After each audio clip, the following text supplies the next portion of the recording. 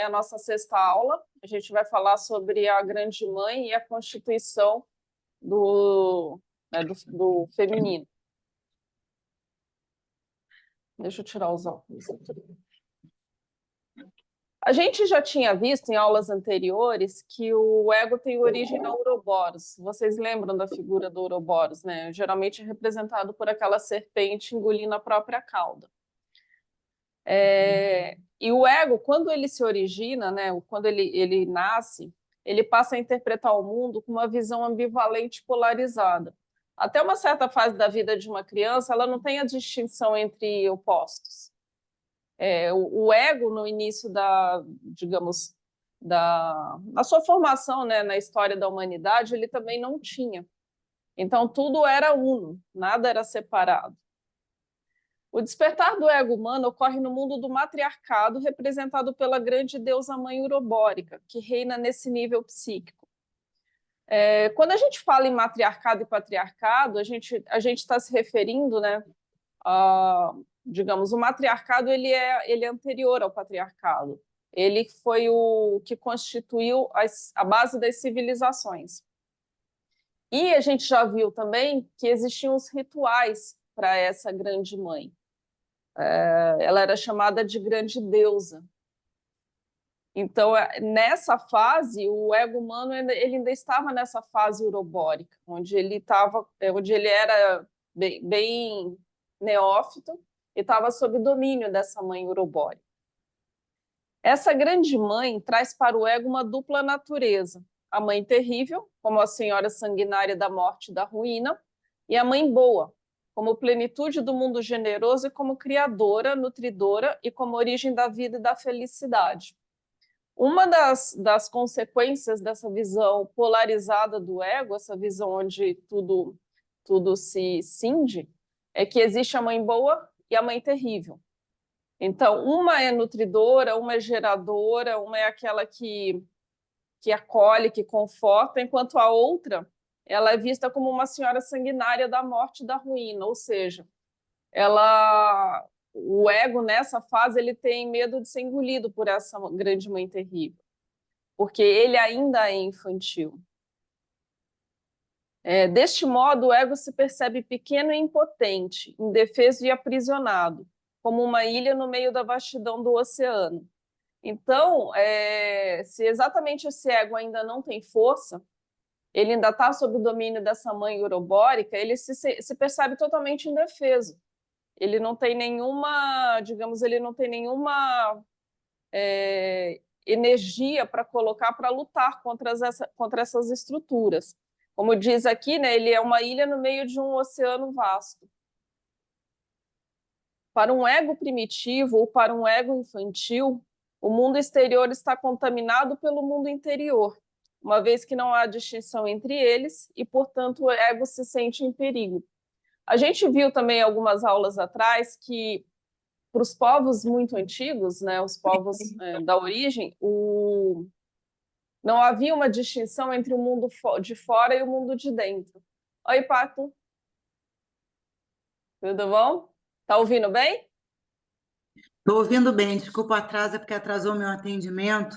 Acabei de atender, mas tudo certo. Vamos A gente lá. está no comecinho aqui falando sobre a constituição do feminino, né, e a grande mãe. Então a gente viu, né, que para o ego ele não tinha, né, nos tempos dos primórdios, ele não distinguia o que era dentro e fora, o que era externo, o que era interno, o que era sonho, o que era realidade. Acho que vocês lembram dessa aula, né? Então, ele sempre se viu vulnerável a essas estruturas, não havia diferenciação. Da mesma forma que para a criança pequena, quando ela é muito pequena, ela não distingue uma fantasia da realidade dela, tudo faz parte do mundo dela. Então, o ego primitivo também era assim. Por isso que, e a gente vai ter que falar um pouco disso daqui para frente, as histórias eram contadas como algo verdadeiro. E hoje a gente precisa entender o que é uma história simbólica e o que é uma história verdadeira no sentido de fático. né? A gente vai ver que a Bíblia traz muito disso. Muita gente interpreta a Bíblia como algo literal. E a gente precisa entender que esses povos antigos contavam digamos, tudo que era de conhecimento deles, eles traziam na forma de histórias. Nesta fase, a consciência do ego, ainda não desenvolvida, interpreta o mundo pela natureza. E, portanto, para o princípio urobórico, ainda predominam a terra e a vegetação com todo o seu simbolismo. É o que a gente estava falando, não havia distinção entre seres humanos e natureza, entre seres humanos e animais. Tudo era, digamos, tudo estava permeável, né? Tanto que quando a gente vê ao longo da história, os totens, eles colocavam figuras animais que iam evoluindo na escala e, por último, a representação humana. Mas tudo tinha ali uma permeabilidade. A gente falou da questão do simbolismo, né? O mito de Adão e Eva, eu vou trazer aqui porque é um mito que faz parte da nossa sociedade ocidental. O mito de Adão e Eva, ele não pode, de forma alguma, ser interpretado como algo literal. E é o que a gente ainda vê. Muita gente acredita que esse mito, que as coisas aconteceram conforme o mito descreve. E é interessante você conversar, às vezes, com pessoas até cultas que acreditam nisso. Fala, por que a mulher sai da costela do homem, né? Por que o homem é criado primeiro, depois a mulher é tirada da costela? Tudo isso é simbólico e precisa ser interpretado, isso não é literal. Até onde a gente sabe hoje a ciência, né, você só consegue rastrear as primeiras pessoas pelo DNA mitocondrial da mãe. Então, até onde se sabe, o primeiro ser humano que se encontrou é uma mulher, que chama Eva, né? Até tem um filme que é muito interessante com a Scarlett Johansson. Como é que é mesmo o nome do filme? É muito interessante esse filme, que fala exatamente, é um filme de ficção, mas bem legal, que o Munir está tentando aqui descobrir. Eu adorei esse filme e recomendo, né? Eu acho que é um filme, eu esqueci de anotar aqui, mas é um filme que eu recomendo porque ele traz bem essa questão do feminino. Claro que para nossa... Lucy, não? Oi? Lucy? Lucy, esse aí, Lucy. Eles deram o nome para essa primeira pessoa, né? De Lúcia, é isso aí. Valeu, Patrícia. O matriarcado representa esse estágio da consciência do ego não desenvolvido, e por isso terra e mãe representam a mesma coisa. Olha que interessante, a gente falou do mito de Adão e Eva. No mito de Adão e Eva, Deus cria o homem do barro. Mas o que a gente não pode esquecer é que para aqueles povos, a terra e o ser humano eram a mesma coisa, não havia distinção. Então, se Adão foi criado do barro, ele foi criado do feminino.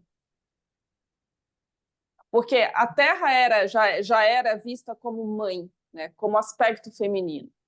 Então, a gente já começa a entender que o mito ele realmente foi muito, muito reduzido e muito mal interpretado. Então, se a terra e a mãe representavam a mesma coisa, não é o masculino que se origina, né? Não é o masculino que aparece primeiro, e sim o feminino, e a gente vai ver por quê.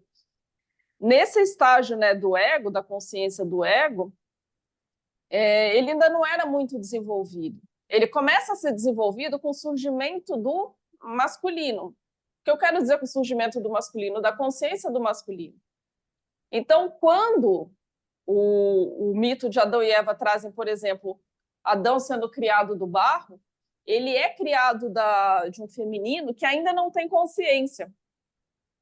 Quando se fala que Deus pegou um pedaço da costela de Adão e transformou numa mulher, o que está sendo dito é quem traz essa consciência é o masculino. Então, Eva passa a ser vista a partir da consciência do ego.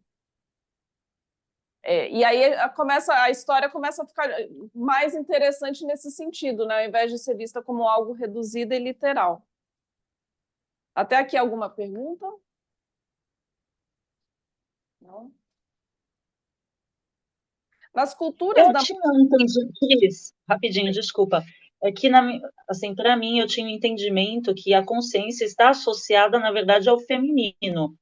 E quem traz e evolui consciência é a energia feminina.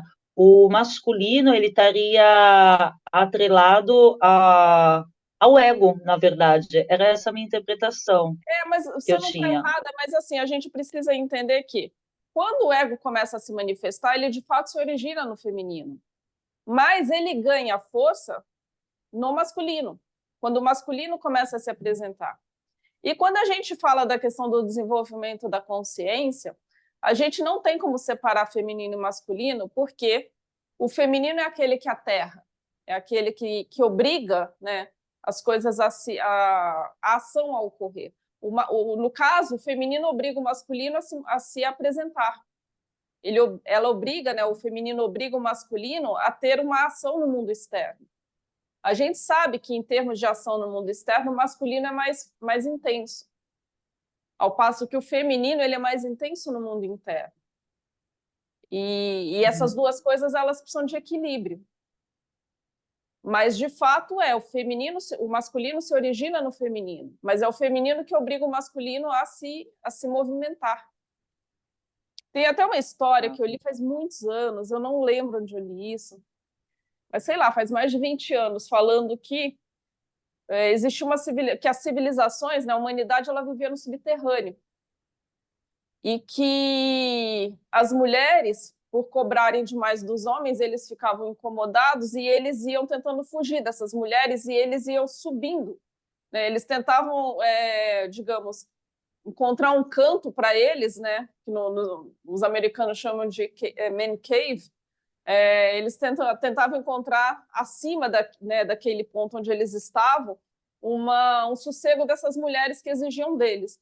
E elas subiam e ia lá, e eles iam fugindo, até que eles encontraram a superfície. Eu acho essa história muito engraçada, porque, quer dizer, as mulheres, de tanto cobrarem dos homens e de tanto eles tentarem fugir dessa cobrança, que eles encontraram a luz, né, a superfície. É mais ou É menos uma metáfora linda. mas é interessante. É bem interessante. Claro que a gente está falando de uma. No que a gente está discutindo aqui, é importante notar que os aspectos femininos da psique, eles igualam, de certa forma elevam, mas quem diferencia são os aspectos masculinos. Então você precisa das duas coisas, porque o aspecto feminino, ele é centroversivo, ele traz o homem de volta para o centro. Então a hora que ele se perde longe demais, e isso invariavelmente vai acontecer, ele volta pelo menos ele deveria voltar para os aspectos femininos para voltar para um centro que o cura de novo para que ele possa novamente fazer as explorações dele. Mas isso, lembrando que são aspectos, então esses aspectos estão presentes nas mulheres, as mulheres têm os aspectos femininos e têm os aspectos masculinos, notadamente mais femininos que masculinos, e os homens o contrário, mas também tem os dois, as duas coisas são necessárias. Se os homens fossem completamente diferenciadores, matavam todos, né? Quer dizer, não ia sobrar um vivo nessa história. Para você admitir alguém igual a você ou parecido a você, você precisa de aspectos femininos. Só o masculino morreria quase que instantaneamente.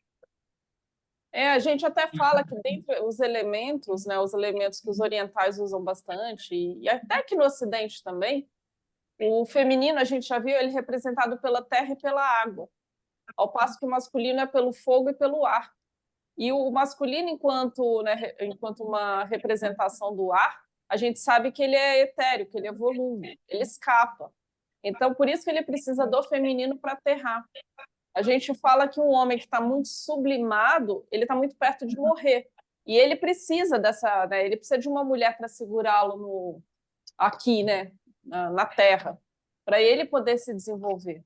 Aquele humorista, o Jerry Seinfeld, é? ele contava uma história, né, contava uma piada falando que se dependesse dos homens, nada no mundo teria sido construído, que os homens só constroem as pontes, os prédios, as casas, e fazem qualquer coisa, fazem guerras para poder mostrar para suas mulheres em casa, olha o que eu fiz, olha ali o que aconteceu. O prédio que eu construí, fui eu que fiz. Porque pelo masculino nada existiria. Ele tem a ideia, mas a ideia morre ali, né? E a gente vai ver por que isso acontece, né? O estágio da ouroboros maternal se caracteriza pela relação entre a criança pequena e a mãe que a alimenta. Analogamente, o ego primitivo também se alimenta dos conteúdos do inconsciente e não o diferencia do mundo externo. Eu não sei se a gente já chegou a comentar em alguma das aulas anteriores, mas o feminino, ele tem digamos, um acesso maior ao inconsciente, maior do que o masculino. Enquanto o masculino representa, em sua maior parte, esse aspecto da consciência, o feminino é do inconsciente. Então, mas o inconsciente, a gente não, quando a gente fala que alguém é inconsciente, não significa necessariamente que essa pessoa que ela não tem noção do que está acontecendo. Geralmente a gente usa nesse sentido, mas o inconsciente ele tem uma importância fundamental, porque ele é o repertório das informações. Então, uma pessoa que não tem um acesso saudável a esse inconsciente é uma pessoa que não encontra mais respostas. Ela fica muito presa na visão redutivista da consciência, da razão. E ela não tem mais como se inovar, ela não tem mais como se desenvolver, como crescer, porque ela não tem mais repertório de informações.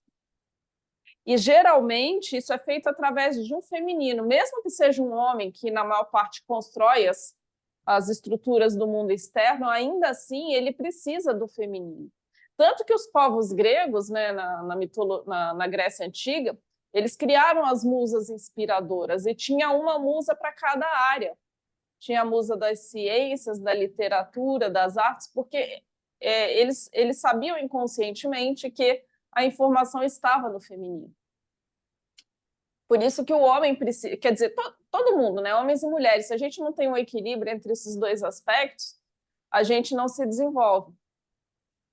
Então, essa parte é bastante, assim, é importante que a gente entenda bem. O acesso ao inconsciente é fundamental para que a gente possa realmente se renovar. Essa fase do desenvolvimento do ego é regido pela imagem da deusa-mãe e da criança divina.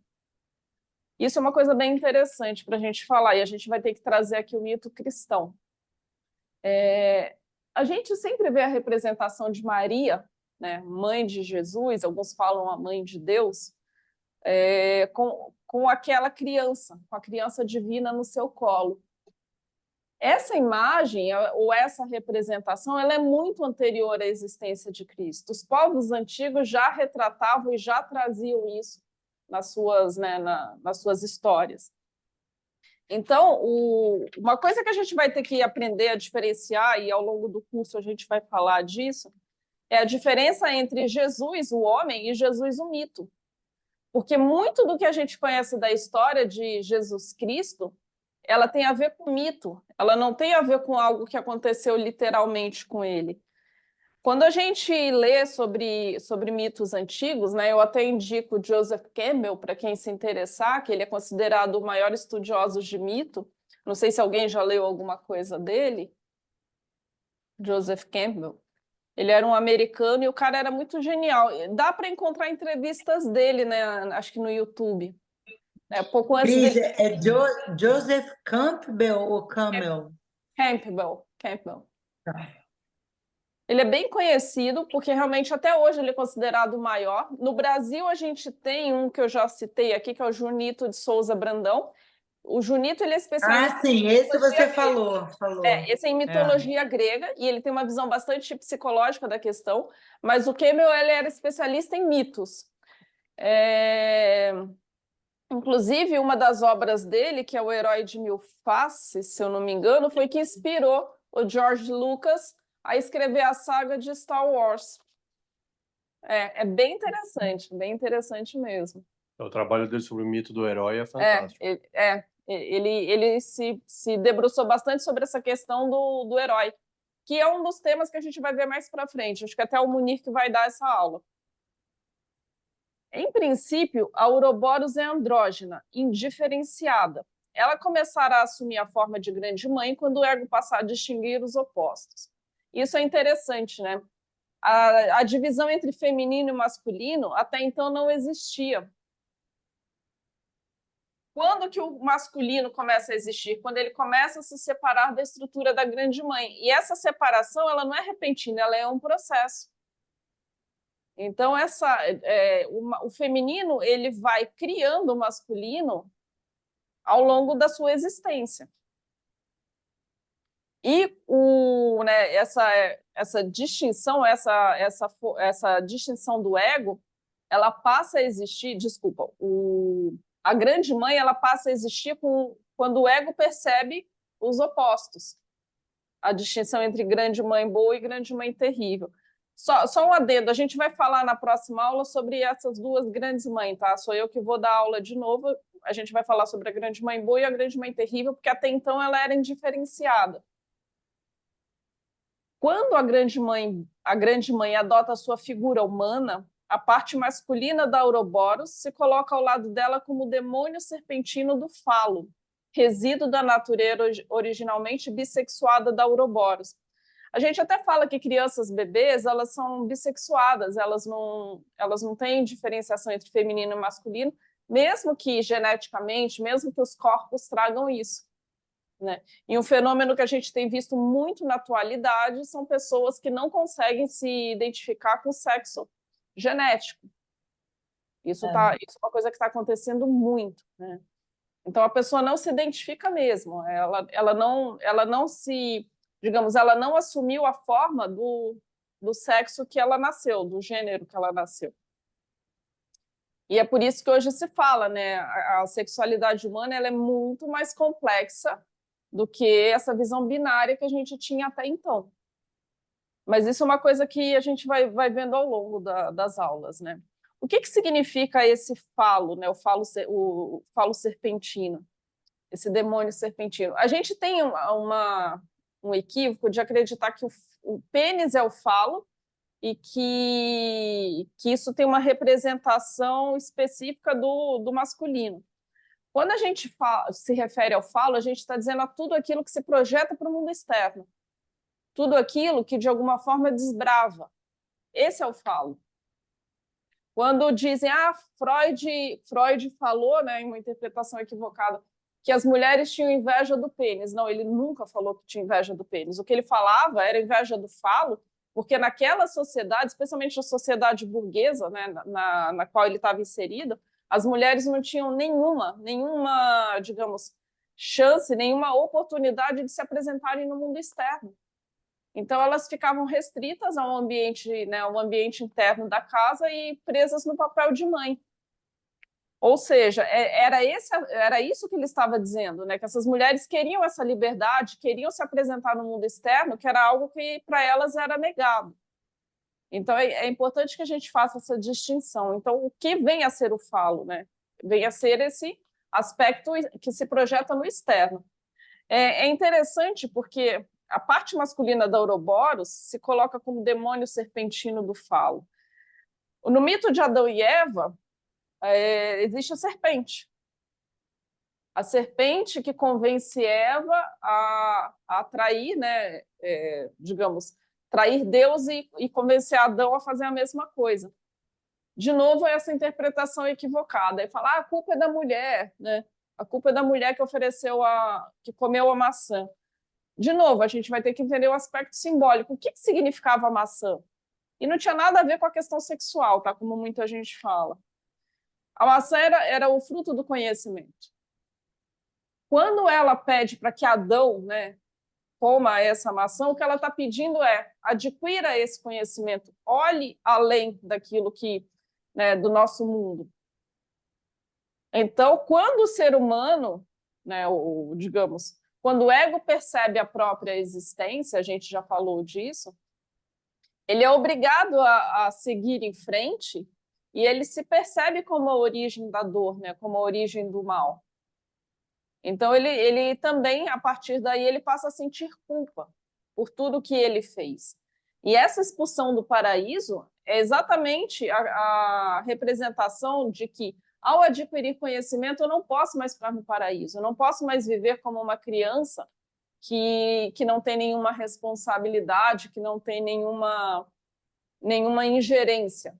Eu não posso mais ser aquela criança que fica sendo alimentada pela grande mãe, sem nenhuma responsabilidade. Posso viver aqui para sempre? Não. Quando você adquire conhecimento, você é obrigado a sair do paraíso. É exatamente essa representação. A figura que representa, essa figura, né, essa natureza bissexuada da Ouroboros, ela representa esse falo fertilizador. Espera aí só um pouquinho. Acho que vou precisar de uma água. Por isso, a grande mãe é normalmente representada por uma cobra.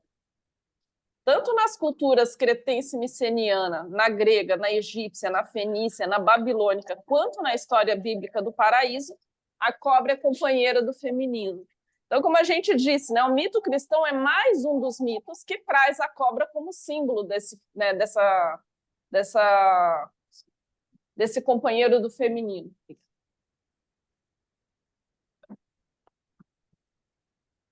Mas, né, por isso que é muito interessante entender mitos, para a gente entender que isso é tudo arquetípico.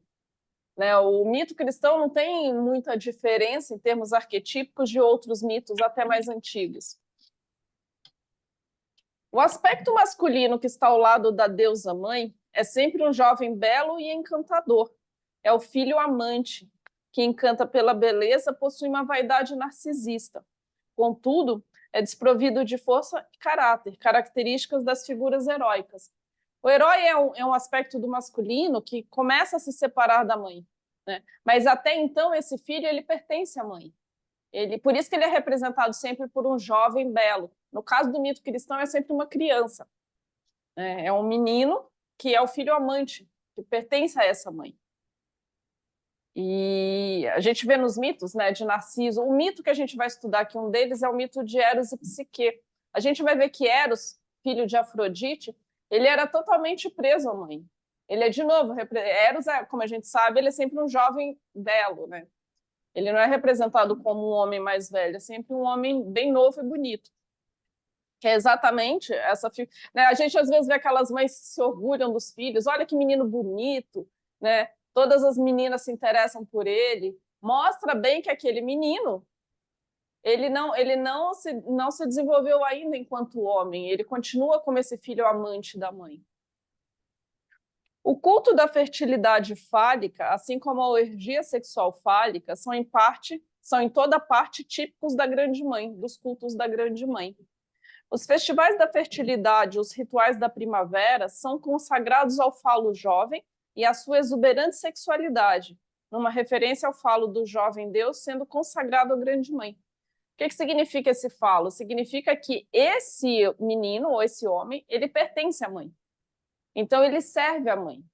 Né? Quando a gente fala aqui dos rituais de fertilidade, nos povos antigos, os rituais de fertilidade eram feitos também com orgias sexuais.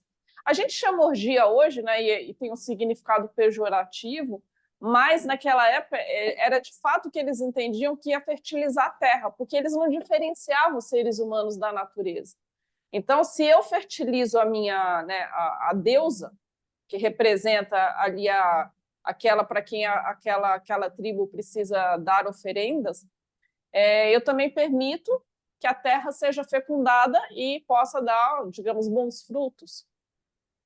Até hoje existem, né, religiões que fazem oferendas, especialmente as religiões aqui no Brasil de matriz africana, elas fazem oferendas para os orixás, ou pros, né? Até mesmo não precisa ser necessariamente uma religião de matriz africana.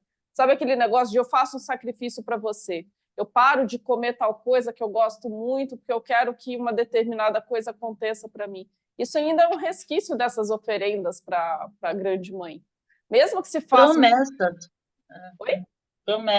Promessas. Uma galera faz isso, promessas que vou... Exatamente, quer dizer, eu ofereço algo em sacrifício para que você me recompense. Era exatamente como esses povos antigos, né? Nós fazemos um ritual, muitas vezes que envolvia sacrifícios, para que você nos dê em troca abundância. Então, digamos, o aspecto que a gente traz até hoje é o mesmo, não é muito diferente. Somente mais tarde, com a personalização secundária, o sacramento primário da fertilidade com seus ritos cruéis é substituído pelo motivo do amor. Por que fala ritos cruéis? Porque hoje a gente tem essa visão de ritos cruéis, né? Quer dizer, oferecer uma criança, né, em sacrifício, oferecer uma pessoa jovem em sacrifício, né? Essa pessoa tem que morrer para poder satisfazer a grande deusa. Isso só mais tarde, já no patriarcado, é que é substituído pelo mito do amor. A gente vai ver também, né, que a questão do amor romântico ele começa no patriarcado. Ele não existia nas sociedades matriarcais, não tinha nada de romantismo.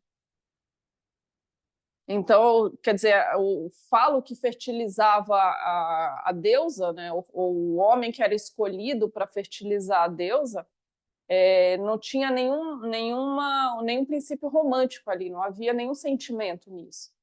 Era um ritual porque as pessoas eram escolhidas a partir do entendimento do que os deuses diziam. A partir de então é que começam as narrativas das aventuras das deusas e dos deuses com os seres humanos, e a linha termina no romance romântico e na história de amor, que corresponde melhor à psicologia personalista dos tempos modernos. Onde a gente vê que os deuses e deusas se relacionam com humanos é muito comum na mitologia grega. Para quem já leu mitologia grega, você vê que o tempo todo tinham relações entre deuses e humanos, né? E, de novo, para mim, eu estava assistindo um documentário do Rael, que está na Netflix, eu não sei se alguém assistiu.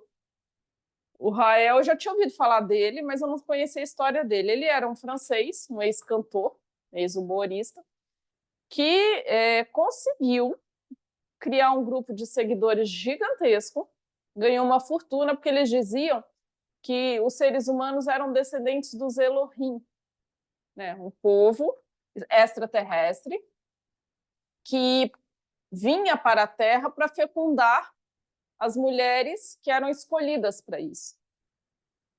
As pessoas ficavam chocadas, como é que um cara desse faz o que fez e tal? Eu falo, gente, é exatamente como o próprio cristianismo fez, como o islamismo fez, como o judaísmo fez. Quer dizer, todas as religiões fazem a mesma coisa. Eles não estão fazendo nada de diferente. É claro que esse tal do Rael, ele sabe, né? Ele é bastante... Era um cara inteligente, bastante perspicaz e conseguiu convencer um monte de gente de que essa história era real.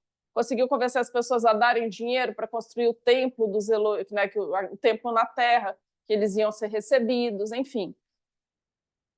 É bem interessante, mas a questão é a mesma, né? Essa relação dos deuses, digamos, os extraterrestres enquanto deuses, que vêm dos céus, para poder escolher as pessoas adequadas para repovoarem esse planeta, né? Para melhorar a humanidade nesse sentido. Bom, enquanto grande mãe, todo filho é um falo, que é o que lhe interessa, uma vez que este tem por função lhe servir. O que significa isso, né? A gente vê até hoje muitas mulheres que são mães e que têm filhos homens que veem esse filho com a finalidade de servir a elas. Elas ainda representam essa grande deusa para quem o filho precisa dar tudo. Por isso que nas sociedades que ainda são matriarcais, nas sociedades que a gente diz que elas são patriarcais, mas elas têm uma questão matriarcal muito forte, como, por exemplo, a sociedade indiana, as sociedades do Oriente Médio. A mulher ela tem valor enquanto mãe. É isso que eles entendem. Enquanto mãe, esse filho tem que servir a essa mãe. E, ao mesmo tempo, esses homens não querem que essas mulheres evoluam para a condição de Sófia, né, de sabedoria. Os próprios russos são assim, muitas sociedades são assim. Essa mulher, o valor dela está em ser mãe. Então, enquanto mãe, o filho tem que servir a ela. Por isso que é mais interessante nessas sociedades que os filhos sejam, né, ou menos o primeiro filho seja um homem. Porque essa mulher precisa garantir que ela será servida por esse filho. Que a gente fala, os homens, né, do patriarcado preferem os meninos. Na verdade, quem no fundo prefere os meninos são as mães, né? Não são os pais. Porque elas precisam desse filho para continuar servindo a elas, para que elas continuem no lugar de grande mãe.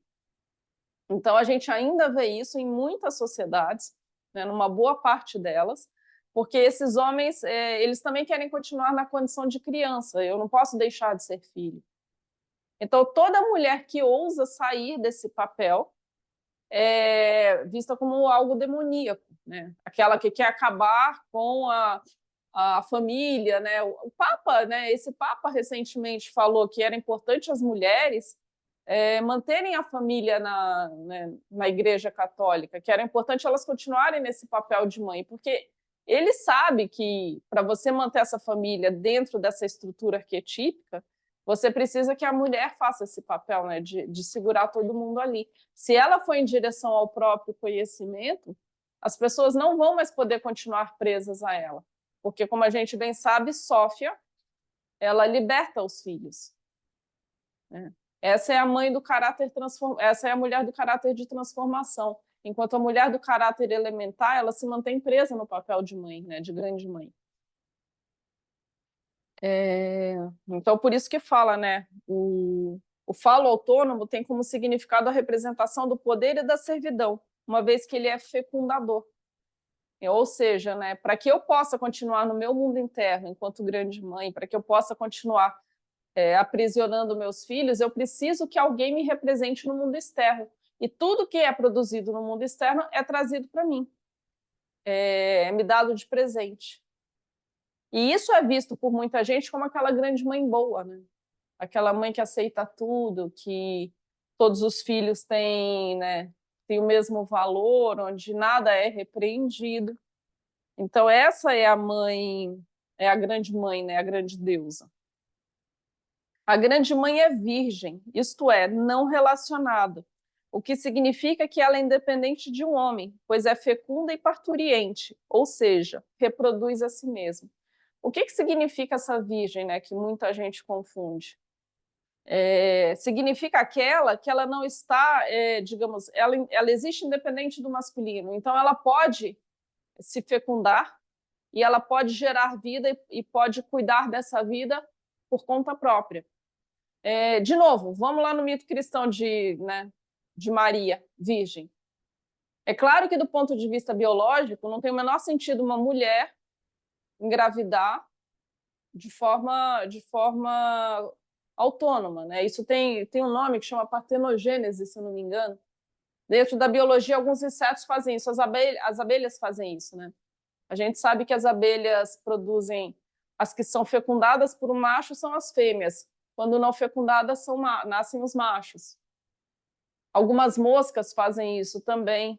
Ou seja, no final das contas, isso é um fenômeno que acontece dentro da biologia, mas em seres bem menos complexos. Na espécie humana, isso é impossível. E muita gente ainda assim acredita que a Maria engravidou do Espírito Santo, quer dizer, de um ser divino, representado, né, um representante de Deus. Ela não teve nenhuma relação sexual com um homem, não teve nenhuma relação carnal, ou seja, nenhum homem participou do processo. Por isso que é importante que a gente conheça os mitos, porque senão a gente acredita nas coisas de forma literal. O que significa dizer que Maria era virgem? Significa dizer que ela gerou uma criança divina onde não teve uma concepção humana. Então, ela e a criança divina são essa representação arquetípica. E o mito cristão incorporou isso, né, como a gente sabe muito bem. Nessa questão da virgem, né, e a gente vê, tem umas obras, depois que eu posso até mencionar, as virgens eram consideradas mulheres que não tinha nada a ver com castidade, tinha a ver com essas mulheres que eram elas próprias, elas não existiam no mundo, elas não existiam no mundo externo a partir de um masculino que as autorizava isso. A gente vê nos cultos da grande deusa, na Grécia, na Babilônia, enfim, tem vários povos em que existiam templos que as mulheres viviam neles. Essas mulheres viviam e os homens que chegavam lá, eles só chegavam com autorização das mulheres e eles iam lá exatamente para fazer esse ritual, né, essa fertilização da deusa. Eles tinham relações com essas mulheres porque era um simbolismo de uma fecundação da grande deusa. E a gente vai ver que depois a Igreja Católica, né, e os rituais da Igreja Católica se desenvolvem a partir desses mitos, que é bem interessante. Aí fala aqui, o patriarcado, ao interpretar erroneamente a condição de virgem, entendeu como símbolo da castidade, que a gente sabe que, né, trazendo aqui, a gente sabe que não era assim. Assim, a deusa da fertilidade é mãe e é virgem. Ela não pertence a qualquer homem e dispõe de qualquer um deles que esteja a serviço da fertilidade, pois o falo tem uma representação independente do homem que o possui. Então, é aqui, né, que a gente volta de novo nesses rituais. Quando um homem fertilizava uma mulher representante da grande deusa, não era ele que tinha importância, e sim o falo dele que era fecundador. Não tinha uma relação, como eu disse, romântica, amorosa em relação àquele homem. Ele simplesmente, a função dele era fecundar. A gente vê isso hoje, né? Tem até reality show a respeito disso. Tem aquele, como é que é? Um marido e 4 esposas. Eu não sei se vocês já viram, que passa no TLC. Mas tem pessoas que vivem assim, né? Um homem casado com várias mulheres. E aí muita gente interpreta, esse homem é o máximo, né? Esse homem tem um monte de mulher para servir a ele. E, na verdade, é o contrário. Ele serve essas mulheres porque ele ainda representa esse jovem, né? Esse homem. E mesmo que ele seja mais velho, ele ainda assim tem uma característica infantil. Ele representa esse homem que vai fertilizar a grande deusa. Nesse reality show que eu falei, é interessante porque havia um casal ali e quem pediu, né, quem deu a ideia de que ele devia casar com outras mulheres foi a esposa, não foi ele. E muitos desses casos, quando a gente vê, é a mulher que escolhe a outra mulher que vai fazer parte do grupo. Elas têm que aprovar ou não. E cada vez que uma mulher entra ali no casamento, as outras têm que selecionar. Então, a gente vê que é um aspecto homossexual dessas mulheres, né? Digamos, a relação dela com as outras esposas pouco interessa esse marido. Ele muitas vezes tem função de provedor só. Mas são elas que fazem, digamos, que montam essa estrutura. Então, o homem pouco importa nisso, né? Mas as pessoas olham de fora e falam, nossa, que cara fodão, né? Esse cara é o máximo, quando na verdade ele é só um servo, né? Eu falo que fecunda, ele é só isso. Deste modo, o homem que serve a sua mãe é castrado, no sentido simbólico, uma vez que ainda não é detentor do próprio falo ou de si mesmo. E aí isso é interessante, né? Quando a gente fala que um homem é castrado, a gente está dizendo que esse homem ainda está preso nessa estrutura materna. Ele ainda serve a essa mãe. E a gente cansa de ver pessoas famosas desse jeito, né? Homens que casam com várias mulheres, homens que não conseguem. A gente vê, por exemplo, o Neymar. O Neymar, ele engravida uma mulher, mas ele não casa com ela, porque ele ainda serve a mãe. Eu estou falando dessas personalidades que é para exemplificar, mas a gente vê, por exemplo, o George Clooney, falar, o cara é bonito, que não quer se comprometer com ninguém. Na verdade, ele já está comprometido, ele nunca conseguiu sair da mãe. Nunca conseguiu deixar a estrutura materna, né? Aquele Elon Musk é a mesma coisa, né? Eu já falei dele, que ele uma vez levou no Grammy Awards a mãe dele para acompanhá-lo. O cara já se relacionou com várias mulheres, tem um filho com cada uma, mas ele está preso à mãe, ele não consegue casar de verdade com outra, porque ele ainda serve a mãe. Então, Cris, Oi? E isso se aplicaria também assim, para a mulher? Porque eu conheço também histórias de mulheres que viveram solteiras, morreram solteiras. Antigamente, assim, eu lembro de escutar de avô e, enfim, de familiares mais velhos, de que são mulheres que ficaram para servir a família também, né? São mulheres que ficaram para servir a mãe. Elas servem a mãe, mas elas não são fecundadoras, né? Elas servem ali para manter a estrutura, mas não seria o trabalho fálico, né? Não seria o trabalho fálico. Enquanto mulher, ela não pode fazer isso. E também existem casos de mulheres que ficaram presas no pai, né? A gente também vê casos assim, essas mulheres, às vezes elas até casam, né? Ou casam várias vezes, mas os casamentos também não duram, porque são mulheres que elas estão presas no pai. Então não existe homem melhor que o pai. Eu já vi casos assim, né? De mulheres que casavam 2, 3 vezes, mas não conseguiam se libertar da estrutura do pai. Algumas, já vi famílias assim, né, em que as filhas casavam, se separavam e voltavam a morar na casa do pai. Adultas já, às vezes com filhos, mas elas voltam para a casa paterna. Mas nesse caso das mulheres que você exemplifica, que ficam para cuidar da mãe, é só para manter a estrutura, mas não enquanto falo fecundador. Porque, assim, levando em conta que a gente tem a energia masculina, assim, somos masculinos e femininos, né? De repente, esse feminino externo, biológico, assim, estaria expondo masculino, na verdade. Acontece, né? Tem mulheres que são muito masculinas, né? Porque são exatamente mulheres que são detentoras do falo, que a gente diz. Elas não permitem que nenhum homem tenha, digamos, interaja com elas no nível de homem e mulher, no sentido de que quem ali dá, digamos, determina tudo, toda a constituição do mundo externo é ela, não é o homem. Elas não dão poder para esse homem, elas não permitem que ele tenha poder. Eu atendo casal assim. A mulher ela é extremamente castradora, o marido faz tudo errado na visão dela, ele não sabe fazer nada direito, ele só faz bobagem. Ela sequer permite que ele coloque limites na filha. Toda vez que ele tenta, ela vai para cima dele com muita força. Uhum. Porque ela é ali a detentora do falo, e ela não permite que ele tenha qualquer tipo de ingerência sobre qualquer coisa. Isso é muito comum, né, Cris? Muito. Sim. Essa Cada que a vez gente mais. fala mãe fálica, né? Elas são mães fálicas, às vezes não são mães, mas são mulheres fálicas, em que elas determinam as coisas e geralmente são muito agressivas, porque elas tentam manter esse poder. Elas não saíram ainda da fase dessa mãe, dessa grande deusa, né, que é detentora do falo. Esse masculino ainda não se separou dela.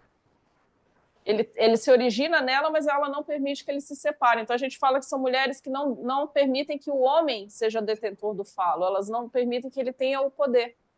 O poder que eu me refiro, né, é o poder no mundo externo, quer dizer, aquela ingerência no mundo externo. Elas não permitem. E esses homens, obviamente, estão muito cômodos nessa posição, eles não são vítimas. Uhum. Para eles está bem tranquilo, porque eles ficam sempre no papel da criança, né? Minha mãe é que decide tudo. E deixa eu te fazer uma pergunta. Eu sei que vocês já leram bastante sobre Jung e tudo o material dele, porque ele também deve ter exposto, eu sei que tem alguns livros dele que falam justamente dessas clínicas, da parte clínica, dos pacientes que ele teve. Teve algum caso, assim, de mulher já com esse falo, que ele já observou esse falo? Sim, muito. É que a obra do Jung, assim, ele apesar de ter separado por assuntos, você encontra o assunto em todas as obras dele, né? Então, em todas as obras, ele vai trazer o mesmo assunto, ele vai trazer e vai trazer novamente, vai desenvolver mais em um do que em outro. Mas no livro, se eu não me engano, no livro que eu sugeri aqui, o Memórias, Sonhos e Reflexões, ele conta de uma senhora muito rica que ele atendia na Suíça, e ela era uma mulher que tinha... Eu não lembro se ela era casada ou não, mas ela teve filhos, tinha vários empregados, e ela tinha um costume, né, quando alguém a contrariava, ela esbofeteava as pessoas no rosto. Ela fazia isso com os empregados, ela fazia com os filhos, ela fazia com os prestadores de serviço. Qualquer pessoa que a contrariasse, ela esbofeteava. E uma vez, e ele sabia disso, né, quando ela foi fazer a primeira consulta com ele. Ele sabia desse comportamento dela, e uma vez, numa sessão, ele falou algo para ela que ela não gostou, ela levantou para bater nele, levantou a mão. Aí ele falou para ela assim, e ele disse que ele ficou muito bravo, que ele ia fazer mesmo, e ele falou para ela, primeiro as damas, depois sou eu. O que ele estava dizendo é que ela ia bater nele, mas ele ia bater de volta. E aí ela parou, sentou e sossegou. E ele fala, ela precisava de uma energia masculina para contê-la, porque ela estava totalmente tomada, né? O masculino dela estava fora de controle. E ela, enquanto mulher, não conseguia lidar com toda essa energia masculina. Porque o que a gente vê é que mulheres, quando têm excesso de energia masculina, elas perdem o controle mesmo. Ao passo que os homens também, quando têm energia feminina, eles também agem de forma estranha. Eu estou falando em excesso, tá? A gente tem os dois. Mas quando o negócio está muito desequilibrado, realmente você tem distúrbios de comportamento. Uhum. Mas acontece sim, né?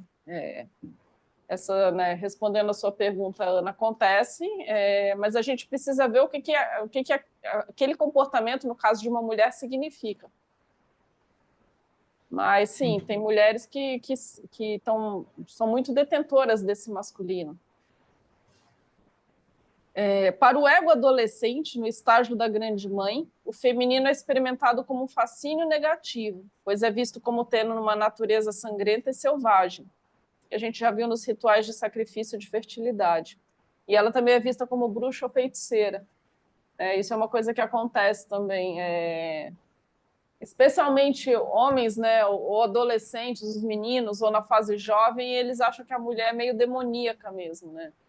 Eu tive um colega no curso de Jung que ele falou, eu achava que as mulheres realmente eram bruxas. E ao longo do tempo, mas ele é um homem assim também, extremamente um masculino muito incipiente, não conseguia produzir nada no mundo externo, assim, era uma produção muito apagada, vivia assim reclamando da vida e não conseguia ganhar dinheiro de forma alguma.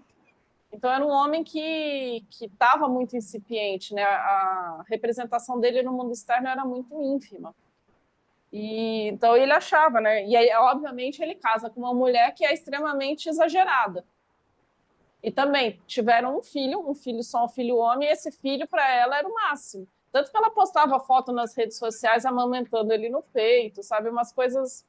Você fica pensando, a representação dessa mãe, né? Dessa grande mãe fálica que não deixa o filho crescer, porque o menino também ela sempre via como uma criança que não podia crescer, e era o filho dela.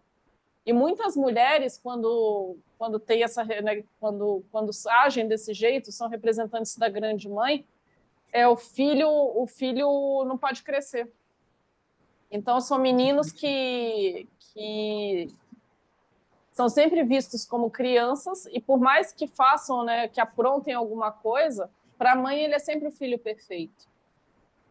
Então a gente já vê que é uma pessoa que por estar aprisionado à mãe, não vai desenvolver os aspectos do masculino, não vai amadurecer e vai sempre servir essa estrutura da grande mãe. Ao passo que o marido, nesse caso, ou o pai da criança, ele só tem função de ser provedor, no máximo. São mulheres que, quando tem o filho, elas meio que dispensam o marido, sabe? Ele já não tem muita função. Isso a gente vê bastante também, né? Uhum. Aqui tem uma... Eu devia ter escrito, mas eu não vou escrever agora, mas é o seguinte, eu até posso escrever, é uma fórmula aqui que o Neumann coloca, eu até esqueci de falar que esse é um livro do Neumann, tá? Que eu me baseei. Eu ia trazer o livro para cá e esqueci. Vocês estão conseguindo ler? Sim. Cris, deixa eu só falar uma coisa, isso que você acabou de falar. Uma vez eu tinha um dentista, muito tempo atrás, lá no Rio, muito tempo mesmo, que ele casou, né? E aí eu falei, depois de um monte de tempo de casado, eu falei, vocês pensam em ter filhos e tal? Aí ele falou, eu estou tentando adiar ao máximo, né? Porque depois, você sabe, né? Porque depois que a mulher tem filho, acabou o casamento, né? Eu não existo mais. E eu levei um susto quando ele falou isso, porque eu nunca tinha, né, pensado sobre isso. E assim, ele foi ele estava tão conformado, né, com isso, e nunca mais eu esqueci. Aí você falou agora exatamente isso, né? Então, esse homem, primeiro, óbvio que ele casou com uma mulher fálica. E segundo, se ele casou com uma mulher fálica, que é detentora do poder, o que ele é? Ele é aquela criança que não quer crescer, ele também não quer ter filho. Ele até pode falar ela que não quer, ou então a minha situação vai ficar ruim, mas o que ele está dizendo é eu vou deixar de ser o filho. Não é por causa da criança. A questão é que se essa mulher tiver um filho homem, às vezes tendo uma filha também, né? Essa minha cliente que eu falei, ela tem uma filha.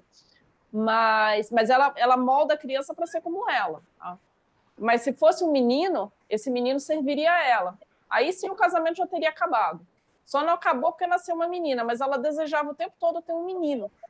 depois da filha nascer, ela falou que queria tentar e queria ter um filho. Aí você vê ali toda a estrutura se montando, né? Mas esse dentista, ele está dizendo claramente, eu não quero deixar de ser filho. Porque ela não... Ele falou para mim no sentido sexual, né? Que não rolava mais sexo, porque a mulher dele só ia se dedicar à criança, né? Ao bebê, né? E que ele ficaria de escanteio, né? Ele falou, os hormônios vão se estabilizar e ela não vai ter mais desejo sexual, algo assim, Ele até sabe? pode reduzir né, a questão dele é uma questão sexual, mas tem muito mais do que isso, né? A questão é muito mais profunda. O que ele está dizendo, eu não vou mais ser filho. Eu não vou mais ser desejado por essa mulher. Porque vai aparecer uma criança, né, melhor que eu para ficar no meu lugar. Muitos homens alegam que não querem ter filhos porque o filho atrapalha ou porque ele quer poder fazer as coisas que ele gosta, enfim, tem muito, né? A gente encontra muito isso. Até naquele filme Marley e Eu, que é aquela história do cachorro, vocês assistiram, né? Lembra que o amigo fala para ele, quando ele comenta com o amigo que ela está querendo um filho, ele falou, arrume um cachorro? É exatamente a mesma questão. E ele arruma um Eu cachorro. lembro, eu vi esse filme umas 5 vezes, eu sei exatamente esse diálogo aí. Ele arruma um cachorro exatamente porque ele não deixa de ser filho. E o cachorro apronta tanto, né? Ele é tão criança que ele é obrigado a crescer. Ele é obrigado a crescer porque o cachorro era criança demais, né? O cachorro aprontava muito.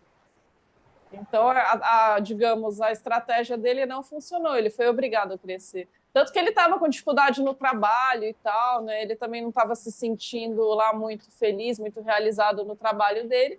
E aí, quando ele começa a escrever a coluna sobre o cachorro, é que a vida dele começa a tomar outro rumo. Que depois vira uma obra e vira um livro e depois vira um filme. Os escritos dele no jornal, na coluna do jornal, é que viraram o livro, que depois viraram um filme. Mas é bem interessante. Então, essa fórmula aqui, né? Mulher igual a corpo, igual a vaso, igual a mundo. Não sei se vocês conseguem ver. Tá dando para ver? O que significa, né? A representação do feminino, ela tem uma relação muito grande com a matéria. Por isso que, né, hoje é uma coisa que a gente discute muito, por que as mulheres têm essa questão com o corpo? Por que hoje, né, ficou tão evidente essa questão de ter o corpo adequado? É como se essas mulheres estivessem dizendo, eu não consigo, enquanto mulher, atingir o meu feminino, né, atingir a plenitude do meu feminino. Então, se inconscientemente eu sei que existe uma relação da matéria, do corpo físico com o feminino, o que eu vou fazer? Eu vou trabalhar esse corpo. E esse corpo tem que ser perfeito. Né? E tanto que no Ocidente, que é onde isso acontece muito, a gente vê que essas mulheres, elas são fálicas, porque elas colocam, digamos, determinadas partes do corpo ficam extremamente projetadas, né? Os seios, a bunda, as coxas, tudo excessivamente projetado. A gente vê que uma mulher grávida, por exemplo, a gente fala que ela é fálica. Por quê? Porque o falo dela está na barriga. E são aquelas mulheres que exibem a barriga com muito orgulho, né? A barriga é o máximo, tem uma criança, gera uma vida. Eu sou o mundo. Eu sou o vaso, aquele que contém tudo, e eu sou o mundo. E existe mesmo essa relação que muita gente vê, né? Da mulher com o corpo, o vaso e o mundo, quer dizer, representando tudo. Para o bebê, a gente já falou aqui, a mãe é o todo, a mãe é o self, ela é o mundo completo. Então, existe mesmo essa relação. E aí eles falam que essa é a fórmula básica do estágio da vida matriarcal, isto é, de uma fase da humanidade em que há o predomínio do grande feminino sobre o masculino, em que o inconsciente domina o ego e a consciência. A gente ainda está nessa fase, tá? Onde o inconsciente domina o ego e a consciência. A gente sabe que o ego é uma estrutura ainda muito ínfima na psique. Ele ainda ele está no estágio muito infantil ainda. Para algumas pessoas ele é tão embrionário que elas não se diferenciam desses povos, né? Desses povos antigos que a gente estava falando, ou mesmo de uma criança pequena. Não se diferenciam, elas têm as formas de ver e os comportamentos são muito semelhantes a crianças mesmo, crianças bem pequenas, porque elas ainda estão sob domínio dessa estrutura matriarcal que ainda é inconsciente. Então, por isso que a gente vê tantas coisas acontecendo no mundo, né? E a gente se pergunta, né? Por que a humanidade faz o que faz, né? Porque ainda não há percepção de si mesmo, eu ainda não me separei da minha mãe. Então, eu não posso reconhecer o outro porque eu não reconheço a mim mesmo. Eu não sei me diferenciar do outro.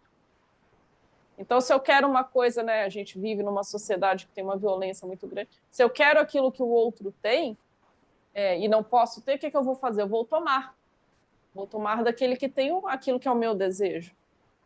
Crianças pequenas fazem isso. Elas veem outra criança com um brinquedo que elas gostam, elas vão lá e pegam. Não há nenhuma consideração se aquilo é do outro. Elas não têm essa distinção. E a gente vê pessoas, né, nos dias de hoje exatamente do mesmo jeito. Elas não têm a distinção. E a gente está falando isso em todos os níveis da sociedade, né? Você vê o político, por exemplo. O político brasileiro, não só brasileiro, em muitos lugares, ele acha que dinheiro público é dinheiro sem dono. Então, eu posso pegar para mim. Eu posso levar uma parte disso, porque afinal não tem dono. Está lá, né? Está dispondo, se eu não pegar, outro pega, então deixa eu pegar. E tem aqueles casos, né, em que essa tomada é mais violenta, mas é assim, o outro tem um objeto que eu gosto, um tênis, um carro, uma moto, qualquer coisa, eu vou lá e tomo. E aí você vê que essas pessoas trabalham arduamente para pensar em como tirar algo de alguém, né? A inteligência serve a isso. A esperteza serve a isso, não para construir algo maior, não para construir algo que traga, né, um desenvolvimento para a sociedade. É sempre para me beneficiar, porque essas pessoas ainda estão sob o domínio do inconsciente. Eu vi uma entrevista rápida, assim, de um jornalista entrevistando um bandido, e o bandido com, assim, óbvio que na contramão da coisa, mas com a clareza, com, sabe, uma face, assim, super articulado, falando assim, gente, eu vou continuar sendo bandido porque eu gero empregos. Eu vi Você já isso aí. viu isso? Gente, eu fiquei chocada com a clareza do cara. Tudo bem, todo torto, né? Mas ele falava, gente, se não for eu, não tem polícia, não tem detetive, não tem. Aí mas Juiz. assim, ele falava da cadeia inteira, né? Ele estava Incrível. dizendo que ele, no final, é que gerava trabalho, porque a atitude dele obrigava a ter polícia, obrigava a ter judiciário, obrigava a ter uma estrutura toda montada. Eu vi essa entrevista. E ele realmente era bem, como você falou, né? Bem, para ele era muito claro, era articulado. Mas ele entendia que essa era a função dele, ou seja, ele é uma pessoa que ainda está sob o domínio do inconsciente. Ainda está totalmente tomado. A saúde e a criatividade de todo ser humano dependem consideravelmente do fato de sua consciência poder viver em paz com essa camada do inconsciente, ou de consumir sem hostilidades contra a mesma. Eu até coloquei aqui exemplo um filme chamado O Anticristo. Eu acho que eu já mencionei esse filme, é O Anticristo, do Lars von Trier, que muita gente, quando eu falo o nome Anticristo, acha que é uma coisa do sobrenatural. Mas esse filme não tem nada de sobrenatural, ele trata de um aspecto dessa grande mãe, da grande mãe terrível, e o interessante de um homem, o marido dela é um psicanalista. Sem fazer um spoiler do filme, mas assim, no início do filme tem uma morte de uma criança. E essa mulher entra num luto e o marido dela era um psicanalista. E ele se coloca no papel de cuidar dessa mulher. Você vê a arrogância nele, mostrando essa arrogância desse masculino ainda muito incipiente. E eles tinham uma cabana no meio da floresta. E ele resolve levá-la para a floresta para fazer análise com ela e para ela viver o luto. E aí uma série de coisas bem interessantes acontecem, mas mostrando exatamente, né, que essa grande mãe ainda impera. Muita gente criticou esse filme, mas acho que as pessoas não entenderam. Ele fala de um feminino que ainda está muito à mercê dos instintos. Ela é bem a representação dessa grande mãe enquanto, digamos, elemento da natureza. Por isso que o filme se passa numa cabana. É interessante porque o diretor ele é muito perspicaz nesse aspecto. E o filme é cheio de simbolismos, né, de figuras simbólicas. Eu acho bem interessante. É um filme que eu recomendo para poder ilustrar bem isso aqui. Então, como ele diz, né, tudo que nós fazemos, digamos, o nosso bem-estar, né, a nossa saúde mental, a nossa criatividade, enfim, tudo depende de como a gente se relaciona com essa parte do inconsciente. Se você se relaciona de uma forma saudável, né, onde você busca no inconsciente o repertório das suas respostas, você vai ser uma pessoa saudável. Se você é muito tomado pelo inconsciente, você está muito perto, né, de morrer, porque o inconsciente vai te engolir, uma vez que você não consegue se constituir enquanto indivíduo. E pessoas que se fecham para o inconsciente, que vivem muito presas na razão, elas estão doentes também, né? Nesse sentido de que nada novo mais surge, porque essa pessoa está tão presa dentro de uma visão tão estreita que ela também não produz mais consciência, né? Ela não é mais viável também. Então, quer dizer, ir muito para um extremo ou muito para o outro pode ser mortal. E a gente precisa encontrar esse equilíbrio entre como vamos, né, nos perceber como indivíduos, parte de um coletivo, e como vamos buscar esse repertório no inconsciente, deixar que o inconsciente faça parte das nossas vidas, né, de forma saudável. Digamos, é um balanço aí muito, muito difícil, né, um ajuste muito difícil. Assim como a grande mãe não é só mãe bondosa, mas também é a mãe terrível, o grande feminino não é só doador e protetor da vida, mas como continente também retém e retoma. É ao mesmo tempo a deusa da vida e da morte. Quer dizer, esse mesmo aspecto do feminino que traz a vida, traz a morte. Eu não sei se eu já comentei uma vez com vocês aqui, eu lembro que uma vez eu estava assistindo uma entrevista da mãe do Cazuza. Não, desculpa, da mãe da Daniela Pérez. Vocês lembram do caso daquela atriz que foi assassinada, né, da filha da Glória Pérez. E ela estava falando que uma vez ela estava conversando com a mãe do Cazuza e elas falaram uma coisa uma para outra que eu achei muito interessante. Elas disseram que quando viram os corpos, né, no caso da Glória Pérez, quando viu o corpo da filha, e a mãe do Cazuza, que eu não lembro o nome dela, viu o corpo do filho, as duas tiveram vontade de colocar esses filhos para dentro de si. O que é muito interessante essa descrição é que elas estão dizendo, né? Essas pessoas precisavam estar, elas voltaram para mim, elas voltaram para o inconsciente, elas voltaram para a grande mãe. Então, o que elas visualizaram ali eram esses filhos, né, sendo colocados de volta dentro do útero. Eu achei muito interessante, porque como a gente bem sabe, a Glória Pérez, por exemplo, assim como a mãe do Cazuza, elas são mulheres fálicas, extremamente fálicas. É Lúcia Araújo o nome dela. É Lúcia, né? Araújo. Por serem mulheres muito fálicas, os filhos ficam muito, digamos, eles ficam muito... O risco deles é muito grande, porque eles estão o tempo todo servindo essa mãe, né? E o risco deles serem tomados de volta para a grande mãe é muito grande. Porque mesmo o Cazuza, né, tendo criado tudo que ele criou em termos artísticos, a Daniela Pérez, né, que a gente sabe que morreu muito novinha, com 24 anos, e morreu de uma forma muito trágica, ainda, né, essas pessoas, apesar do pouco tempo de vida que elas tiveram, do que elas conseguiram construir no mundo, ainda assim elas estavam muito à mercê dessa grande mãe. Tanto que a Daniela Pérez, ela estava fazendo uma novela da mãe, né, escrita pela mãe, se eu não me engano. E ela morre na novela da mãe, né? E então a gente vê como essas estruturas funcionam, ou seja, são pessoas que, apesar de terem feito o que fizeram no mundo externo, ainda assim não eram viáveis, elas não suportaram, elas estavam muito reféns do inconsciente, muito reféns dessa estrutura da grande mãe. Então, por isso que essa mãe, ela também é mãe terrível, né? Ele, como diz, o grande feminino não é só doador e protetor da vida, mas ele também, ao mesmo tempo, a deusa da vida e da morte. A gente sabe que os ciclos da natureza, né? Eles têm vida e morte o tempo todo, o tempo todo. Essa mesma natureza que cria, ela também tira. E ela faz isso quer dizer, ela faz isso desde sempre, né? Então, tudo que ela criou vai voltar para ela de alguma forma. Então, ela é a deusa da vida e da morte, ela é cíclica. O caráter materno do feminino traz como símbolo o estar contido, que é uma coisa que a gente já falou, né? Tudo está contido nesse grande feminino, tudo é parte dele. A água e a terra são consideradas elementos femininos, uma vez que geram vida e nutrem. A gente sabe, né? Até onde a ciência sabe também, você não consegue produzir vida sem água, sem terra. Não tem como. Mesmo quando a gente encontra seres marinhos nas profundezas, ainda assim a gente sabe que tem terra ali embaixo, né?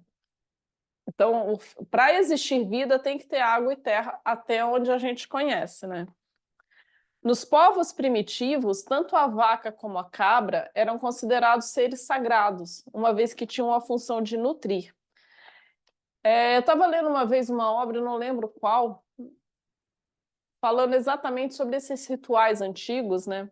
Em que determinados animais eles eram vistos como símbolo da fertilidade. Então, tinha a vaca, a porca, no caso, a cabra. E é interessante que no patriarcado esses mesmos símbolos do feminino passaram a ser mal vistos. Porque uma vez, num dos cursos que a gente estava dando presencial, a gente estava falando por que os povos islâmicos ou judeus não comem a carne de porco? Porque o que muitos historiadores, através da razão, né, da interpretação da razão, dizem? Porque eram animais que podiam transmitir doenças. Esses povos não tinham consciência disso, os muito antigos. Não havia essa consciência do que transmitia ou não doença. Mas a questão é que esses animais eram representantes do feminino. Então, como esses povos precisavam abafar, né, precisavam conter esse feminino, que é o que os povos islâmicos fazem mesmo, os hebreus também, né, o povo judeu também tem isso, né, os judeus ortodoxos, a gente sabe que eles tentam conter esse feminino ao máximo. Então, todas essas representações animais do feminino passaram a ser mal vistas. Elas passaram a ser vistas como sujas, como algo que faz mal, que não pode se relacionar. A Índia, por exemplo, não consome a carne da vaca, né? Os povos judeus e os povos islâmicos não consomem a carne do porco, exatamente numa referência de que esses animais são impuros. É o que eles acreditam. E o interessante é ver os animais que eles consideram como impuros são os animais que eram representação do feminino. Grande Mãe. A gente tem duas fases da Grande Mãe. A Senhora dos Vegetais. Por que a gente chama Senhora dos Vegetais? Porque nessa fase ainda era o fálico quitônico, que a gente viu, né, aquela distinção do Neumann, que ele fala das fases do ego. Então, a fálico quitônico significa que o falo serve à terra. Então, é a primeira fase, é a fase bem mais primitiva. Aqui era a Senhora dos Animais, porque esse feminino ainda estava bastante adormecido, né? Posteriormente vem a Senhora dos Animais, onde ele sai do fálico quitônico para o fálico mágico, que é um outro nível, né? E na Senhora dos Animais é a fase onde os sentidos são ativados e o corpo passa a ser o catalisador das ações. Ou seja, aqui há uma percepção de que tudo tem movimento, de que tudo tem, né, de que você começa a sair do mundo interno para ir para o mundo externo. Então, a gente está falando do ego, tá? Mas é óbvio que seres humanos, enquanto, né, nós somos os detentores do ego, e esse ego ele passa por desenvolvimento. Então, a Senhora dos Animais é essa fase onde os sentidos são ativados. Então, a relação com o corpo passa a ser diferente. A relação com os sentidos passa a ser diferente. Os sentidos passam a ser muito mais valorizados e muito mais compreendidos. Bom, era isso que a gente tinha para falar. Agora vamos às colocações. Vocês querem perguntar alguma coisa?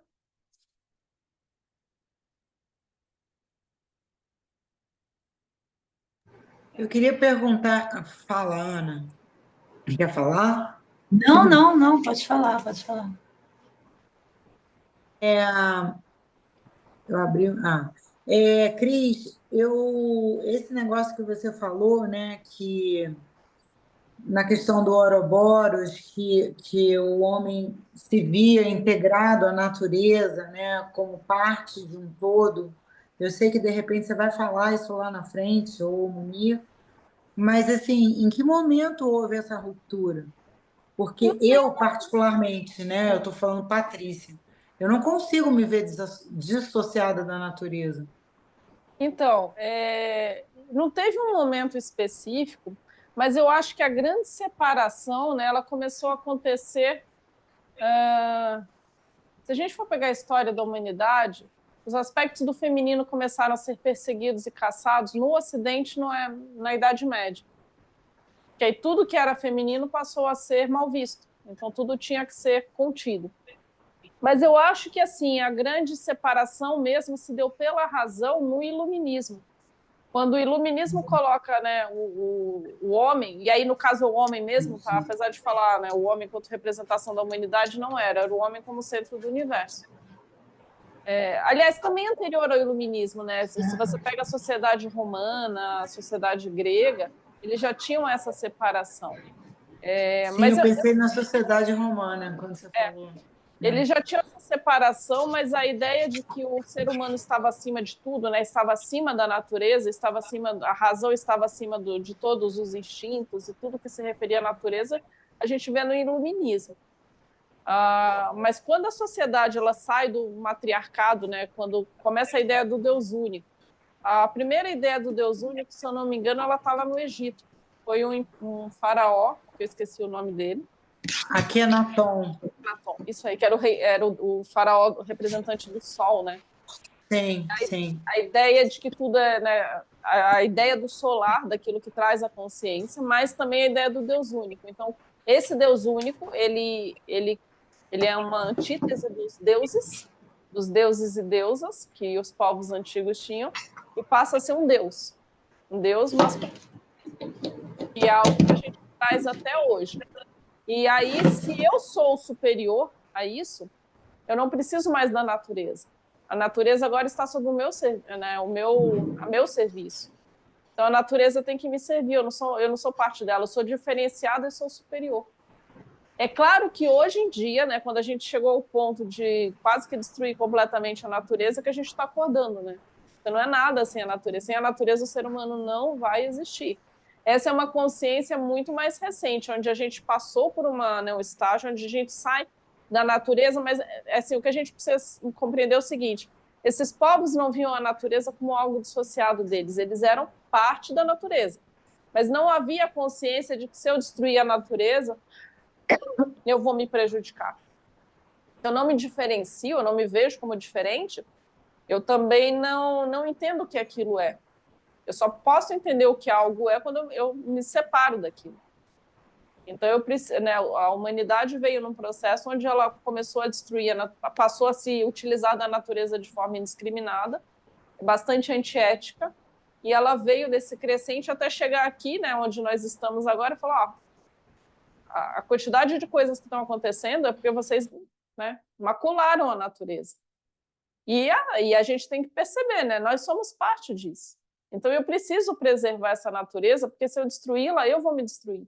É por isso que eu vejo, né, no meu entender, o que está acontecendo hoje, né, com o desenvolvimento de meio ambiente e sustentabilidade, né, das pessoas começarem a olhar para isso, ainda é muito lento, mas, enfim, estão começando, tem a ver com a necessidade de resgate do feminino.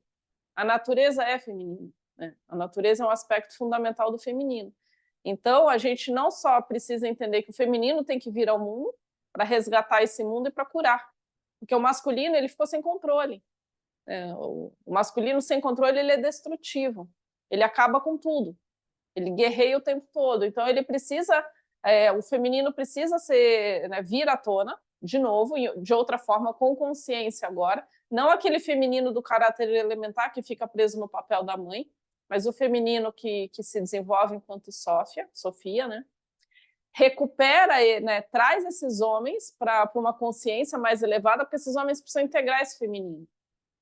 Eles não têm também como se desenvolver sem integrar o feminino em si. E a partir disso é que eu posso realmente começar a curar. É claro que essa cura ela se dá pelos aspectos do feminino, mas também precisa do masculino para fazer, né? Também precisa. Mas o homem precisa entender que sim, ele tem que integrar esse feminino nele, senão não há saída para ninguém. Só deixa eu completar algumas coisas. Você não quer ficar aqui para você ser visto? Só por um outro aspecto. Quando a humanidade, a gente está falando antes do Homo sapiens, ela descobre o fogo, ela começa a descobrir uma forma de não controlar a natureza, mas combater a natureza. Então, esse processo é um processo longo, é um processo de centenas de milhares de anos. Os homens, né, que são seres humanos, eles começam a conseguir, de certa forma, algo que a natureza não dava. Nessa época, eles eram caçadores e coletores, eles iam andando, eram nômades, iam andando e pegando aquilo que eles encontravam, né? Caçando aquilo que estava perto e pegando aquilo que eles encontravam. Mas a hora que você encontra o fogo, a hora que você descobre o fogo, consegue copiar a natureza no fogo, o fogo já era visível nos raios, nos incêndios florestais, né, esse tipo de coisa, mas o ser humano ainda não conseguia controlá-lo. A hora que ele começa a ser capaz de fazer fogo, e alguns milhares de anos mais para frente, a propor a agricultura, a natureza passa a ser vista de uma outra forma. Então, se eu não quero mais ser nômade, eu preciso ser capaz de produzir a minha comida num determinado lugar. Uma vez produzida aquela comida naquele lugar, a natureza passa a ser algo hostil, porque cresce mato, os animais comem aquela comida, então aquelas plantas recém-plantadas. Então o ser humano começa a olhar a natureza de uma outra forma. Ele começa a olhar a natureza e fala, olha, isso que está aqui, por exemplo, viver na floresta amazônica, É isso que eu ia falar. é de uma dificuldade ímpar. A gente esteve lá, né? Desculpa te interromper. Você sabe que se a gente for passar uma noite lá, você vai morrer. Ou porque você vai ser atacado por algum animal peçonhento, ou porque você vai ser comido por alguma onça, um jacaré, qualquer coisa. A gente não sobrevive naquele meio, não tem jeito. Então, ele é considerado um meio hostil porque ele impede o desenvolvimento da sua vida. Para crianças é muito complicado, então tem uma série de coisas. Só que o ser humano ele desenvolve, de certa forma, alguns dos ciclos do desenvolvimento da psique também são ciclos quase que parecidos com ciclos geológicos. Se não tão longos quanto geológicos, mas ainda assim são ciclos muito longos, muito mais longos do que a nossa sociedade ou do que as nossas vidas, mesmo como grupo. A hora que você olha para isso digamos, com mais distanciamento, você vê que a gente está chegando no limite, a gente já projeta uma solução saindo do planeta, então nós nos tornaríamos uma civilização que, em tese, prescinde da natureza, nós seríamos capazes de terraformar outros lugares, ainda assim, seguindo o exemplo digamos, da mãe que a gente conhece, a ideia é ter uma comunidade de plantas e animais parecidas, mas é só uma continuação desse ciclo psicológico que ainda não chegou em Sófia. Ele ainda não chegou nessa ideia de crescer via conhecimento. Então, por exemplo, quando o Elon Musk propõe a ideia da gente se tornar uma civilização interplanetária e usar Marte, a ideia ali é de um backup de planeta. Falar, nós vamos estragar esse aqui, não há mais o que se fazer nesse sentido, nós precisamos ser capazes de saber como é que se faz um planeta para que a gente mesmo possa viver. Então, não é só uma questão de separação com a natureza, porque não há separação de fato, né? Há uma ideia de separação onde essa mãe é terrível e ela vai nos dar o troco pelo que nós fizemos, e à medida que essa mãe terrível pode ser dominada, mesmo que seja em outro planeta, é mais ou menos o que a humanidade pensa hoje. Mas como a Cris disse, já há um pouco de Sófia nessa história, né? Pessoas que viram uma luz um pouco mais profunda e se percebem conectados. Isso só pode ser feito via feminino.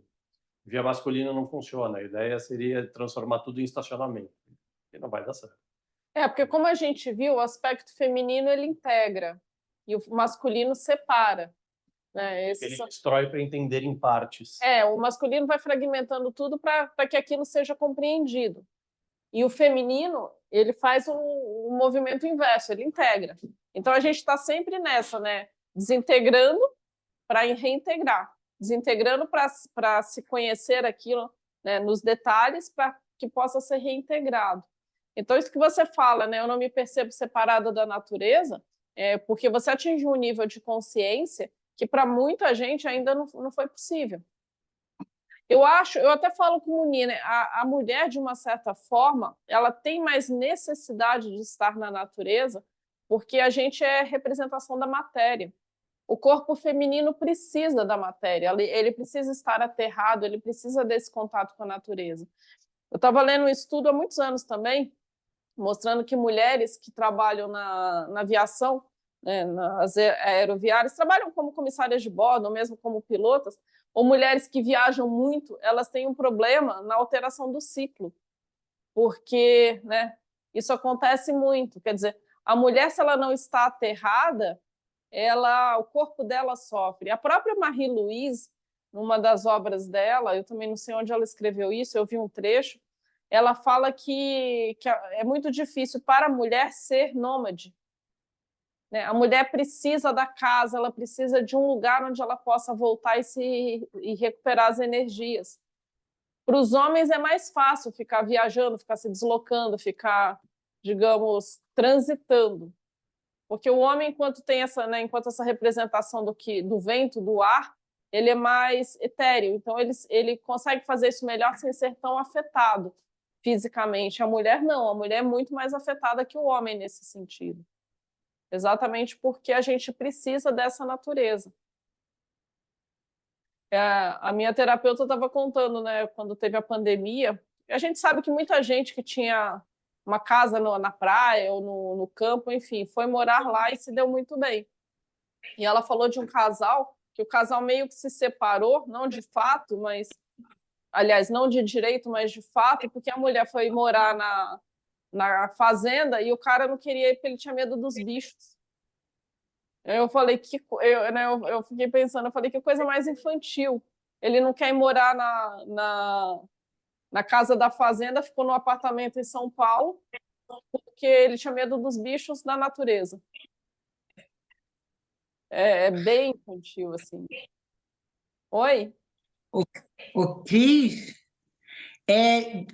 de quem é esse conceito que você está falando, que a mulher precisa do lar mais do que o homem, dessa questão do nomadismo, Não, ser que a mais mulher precisa masculino? aterrar, né? A mulher precisa aterrar.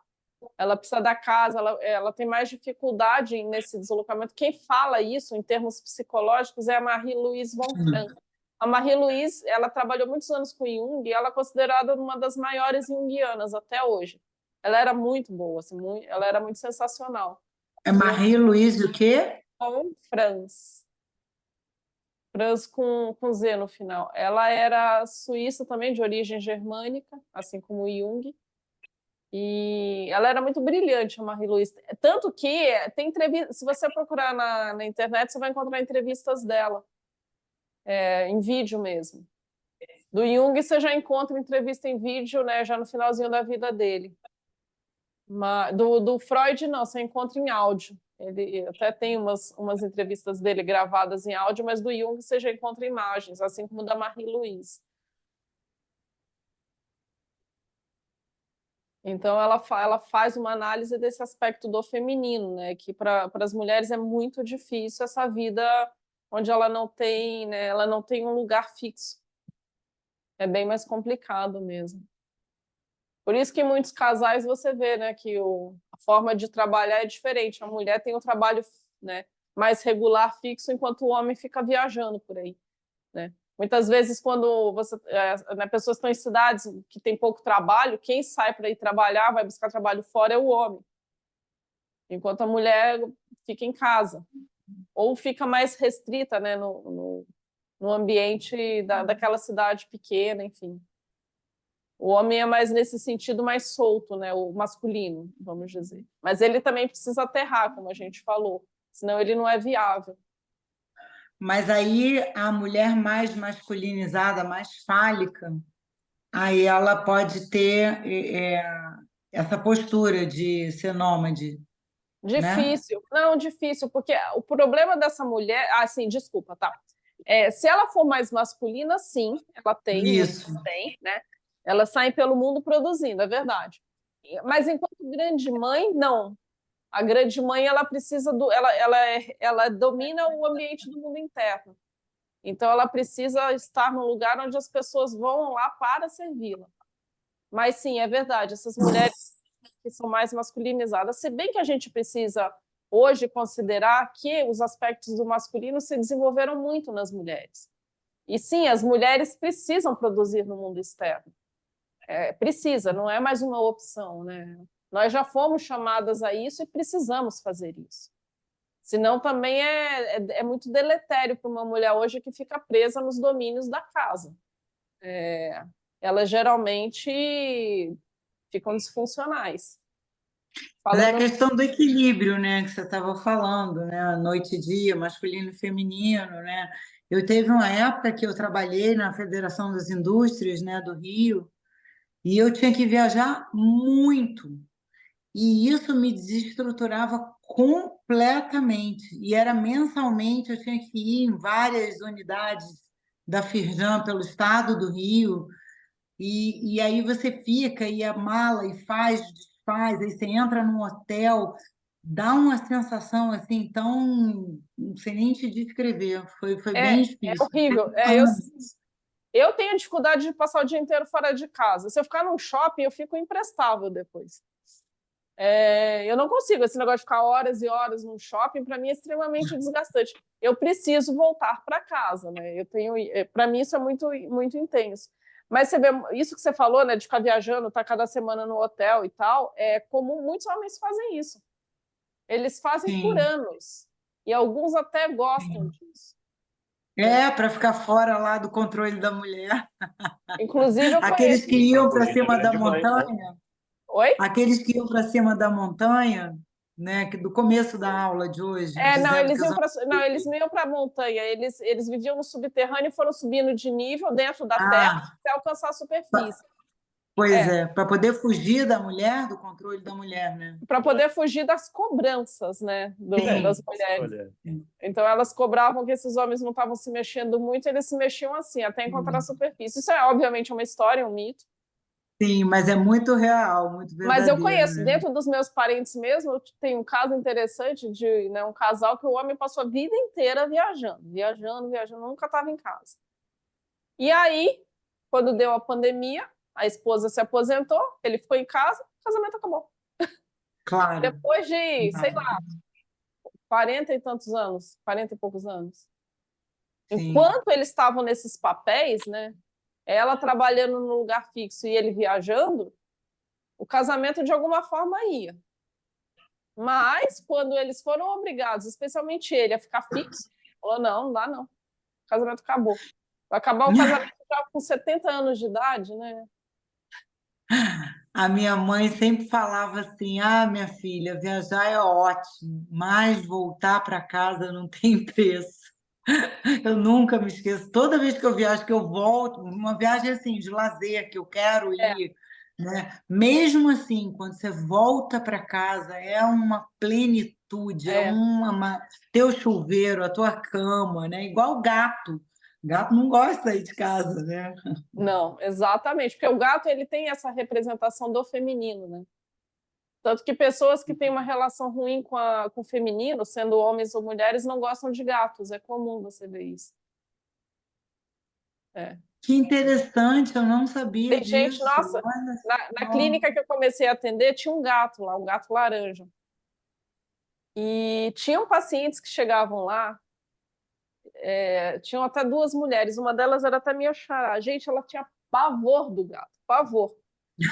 E assim, eu ainda comentei com a Eli, né, que era dona da clínica, minha terapeuta, eu falei, essa mulher tem um problema muito sério com os aspectos do feminino, não tem? Ela falou, tem, e muito graves.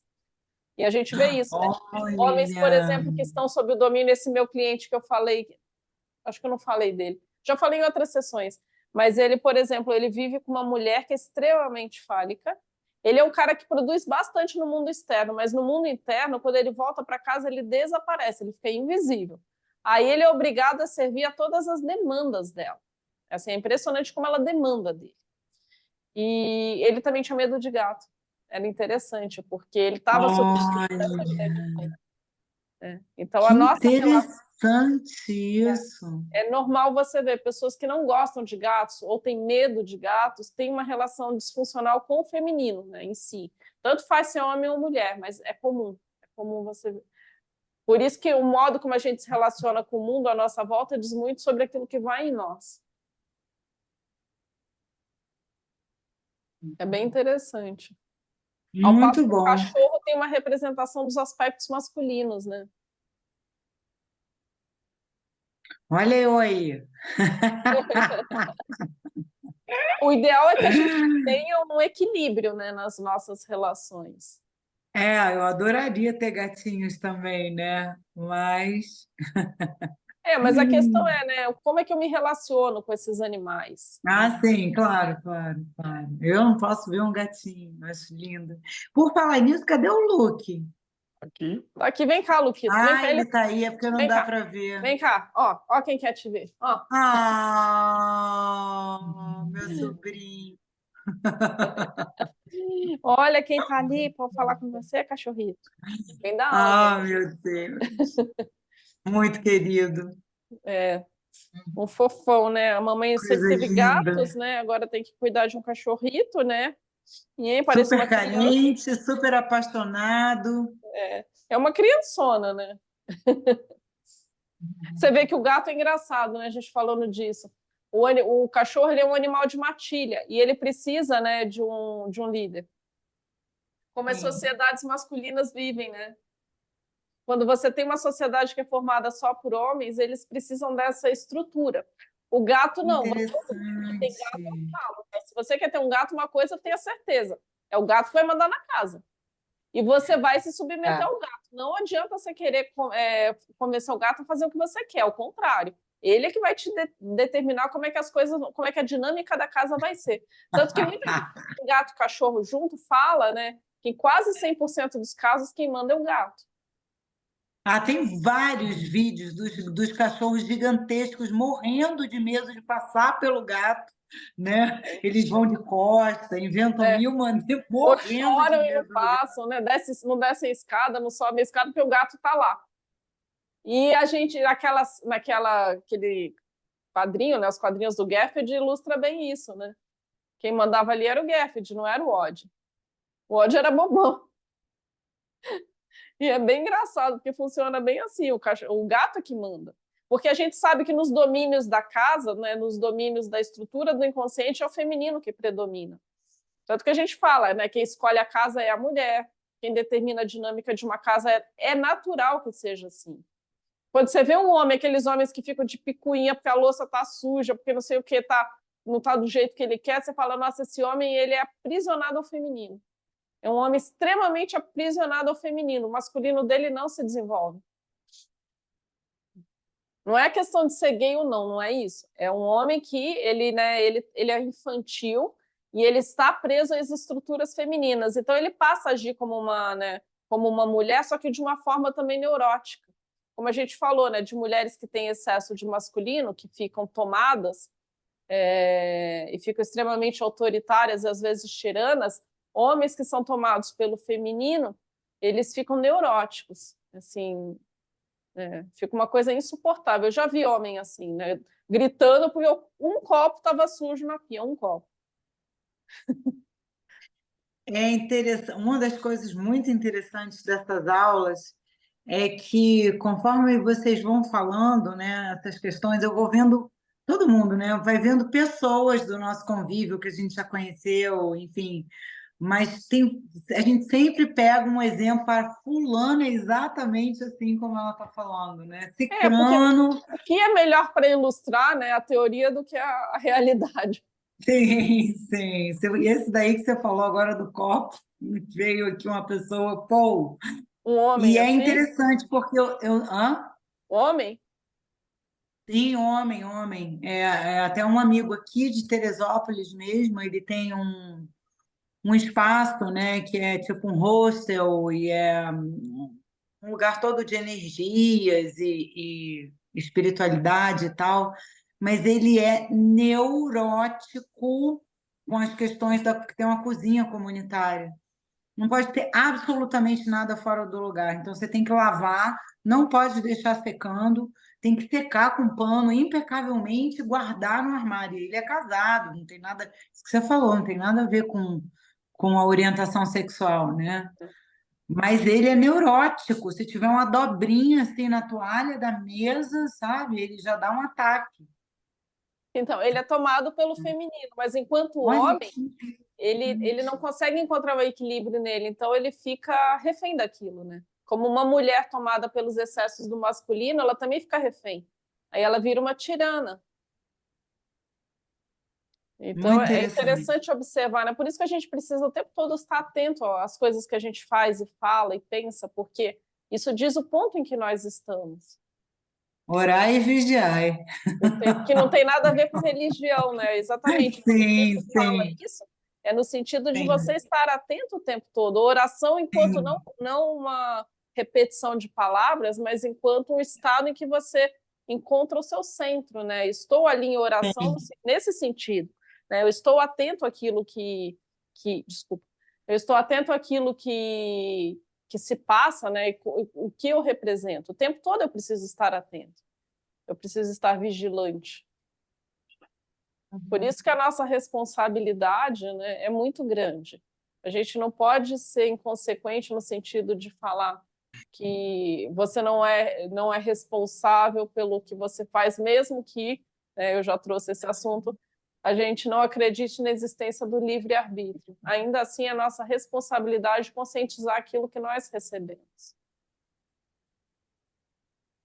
sim. Querem colocar mais alguma coisa? Ana, você está aí pensativa? Um monte de coisa passa pela cabeça, mas é isso, não tenho muito aqui o que é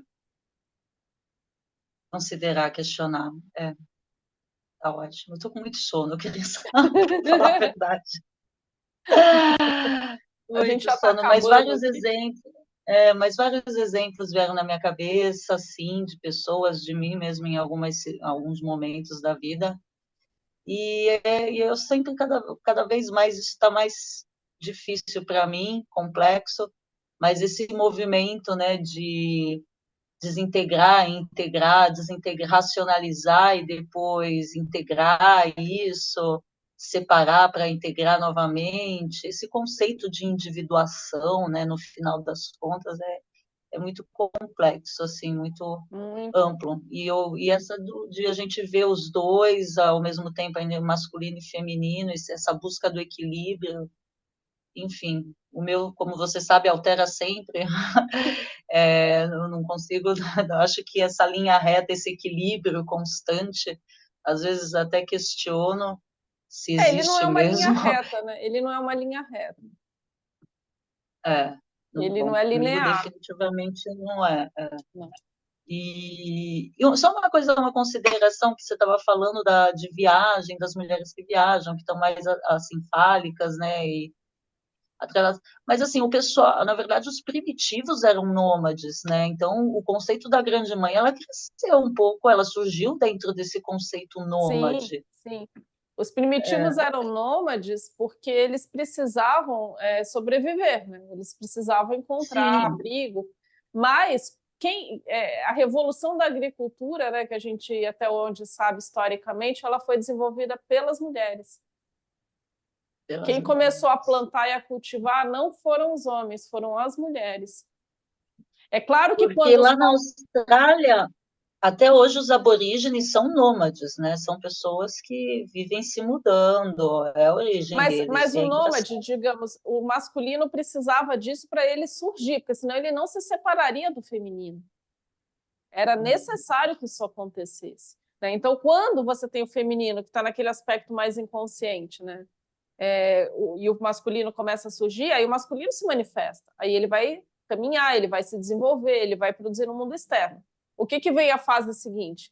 Um aspecto mais introspectivo, né? Onde agora a gente vai desenvolver os aspectos internos.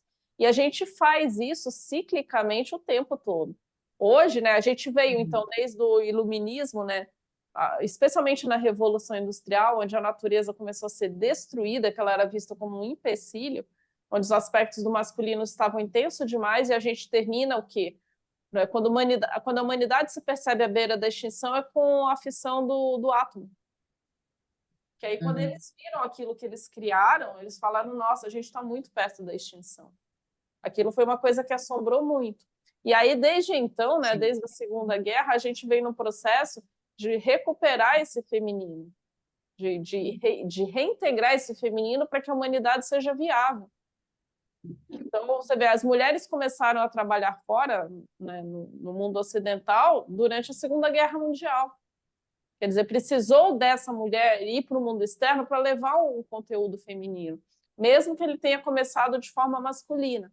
Mas a mulher precisou conquistar esse espaço para aí sim começar a trazer os aspectos femininos para o mundo. Que até então esses aspectos não eram vistos, né? Não eram reconhecidos.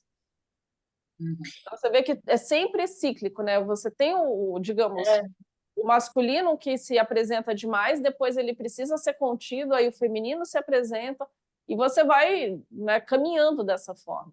E até tem um ponto que a gente chama de alteridade, onde você tem os dois em equilíbrio. A gente ainda não chegou nisso, mas é o caminho, né? Se a gente não se destruir antes. E esse negócio dos homens da caverna, né, do nomadismo, dos índios, não pode mais dizer índio, né? Não, eu sou velha. Eu sou velha, índio é cego, é manco. Criado mudo, né? Ai, eu não aguento A mesa de isso, cabeceira é criado mudo.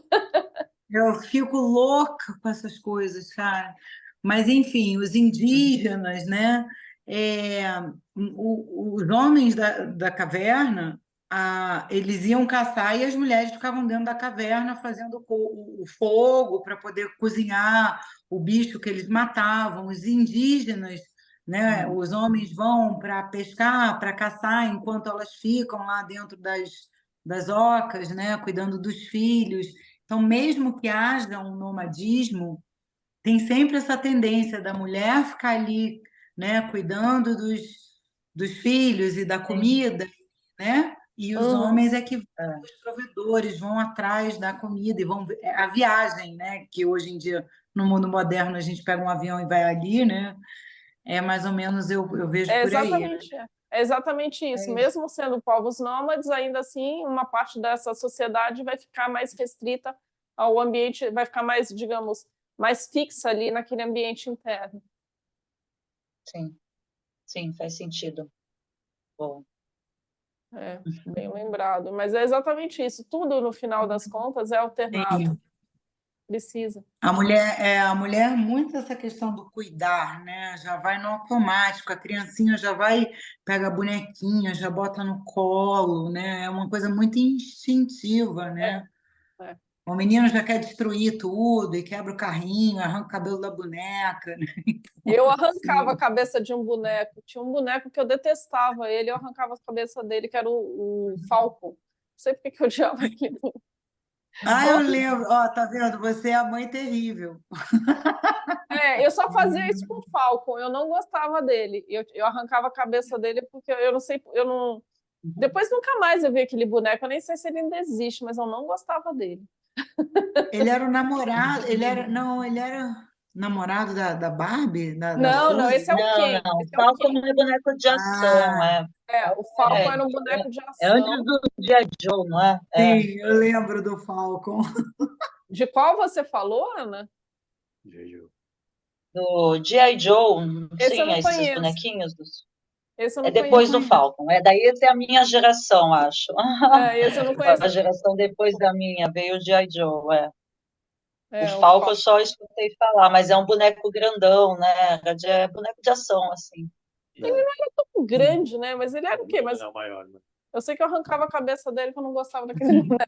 Eles vendiam esse boneco como inquebrável. Então você imagina quantas pessoas não tentaram quebrar. Mas eu nem arrancava a cabeça dele por isso. Eu tinha alguma coisa naquele boneco que me dava raiva, né? Lembrando disso agora. Não sei por quê. Na minha casa a gente jogava pela janela. Do 14º andar. Mas é isso, né? Tudo é cíclico e a gente precisa encontrar esse equilíbrio em nós. Sim. Coisa que não é fácil, como a gente bem sabe. Né? Você vê, hoje a gente vive numa fase em que as pessoas buscam, né, esse conhecimento de si mesmas. Por isso que tanta gente vai para terapia. Até algum tempo atrás, terapia era uma coisa super mal vista. Né? Coisa de gente louca. Que estava prestes a ser internada. Também, né? Então, meninas, ainda hoje em dia tem gente que tem ainda muita ideia equivocada sobre isso. Ainda vejo pessoas. Tem. Eu já falei para algumas pessoas que eu fazia terapia há muitos anos, elas pensam, quanto mais tempo de terapia, mais louca a pessoa é, né? Nossa, mas assim, elas se espantavam. Como você faz terapia? Ela né? Se eu fosse normal, eu não precisava. Não, e tipo, imagina como é que eu não estaria se eu não estivesse fazendo. Exatamente. Se fazendo, depois de tantos anos ainda estamos aqui, imagina Sim, se não fizesse. sim, sim. Exatamente. Querem colocar mais alguma coisa, Munir? Luke? O Luke quer sair daqui, quer passear. Ah, meu Deus. Tá doido para sair, fazer o xixizinho dele, cocôzinho. Ele já fez na vinda, né? Que a gente vem a pé, agora vai na volta. Sim. Gente, eu agradeço muito a participação. Né? A próxima aula a gente vai continuar sobre a Grande Mãe Boa e a Grande Mãe Terrível. Vamos ver dessas distinções. Aí tem mais algumas implicações bem interessantes.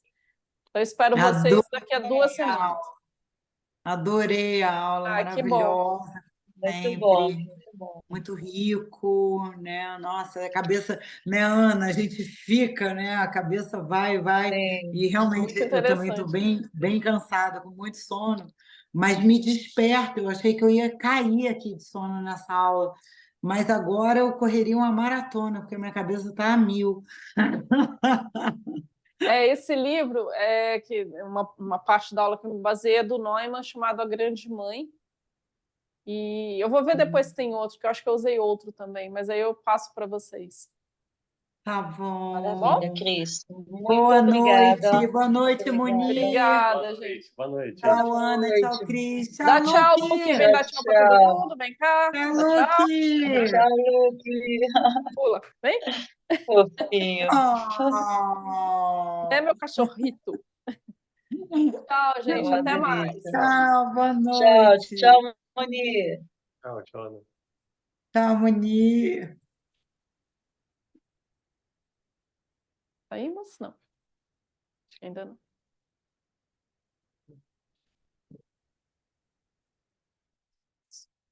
Não? Ele